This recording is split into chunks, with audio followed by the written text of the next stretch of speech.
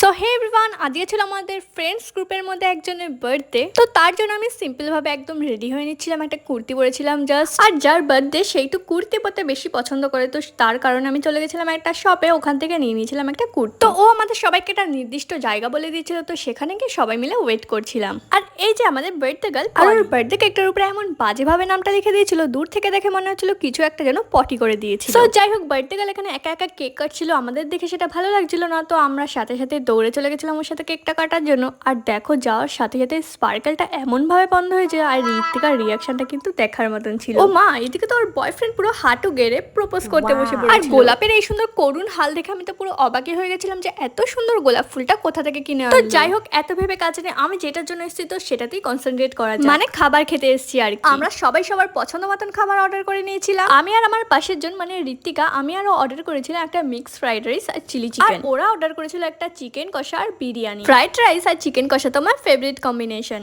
আর বেশ ভালোই বানিয়েছিল। তার জন্য ভাবলাম আমি একটু চিকেন কষা আর বিরিয়ানিটা টেস্ট করে দেখা যাক। আমি একটা চিকেন নিয়েছিলাম আর 2 চামচের মতো বিরিয়ানি নিয়েছিলাম। আর বিরিয়ানিটা এত ভালো খেতে ছিল যে আমি 2 চামচের 1 চামচও মুখে দিতে পারিনি। তো যাই হোক, ওখান থেকে বেরিয়ে মাইন্ডটাকে একটু সবাই ফ্রেশ করার জন্য চলে গেছিলাম একটু চা খেতে। আমি লিকার চা একদমই খাই না, আর এটা ছিল একদম লেবু চা, আর এই কাকুটা না দারুণ লেবু চা বানায়। তো যাই হোক, চা খাওয়া শেষ করে এবার তো যে যার বাড়ির উদ্দেশ্যে রওনা দিয়েছিলাম।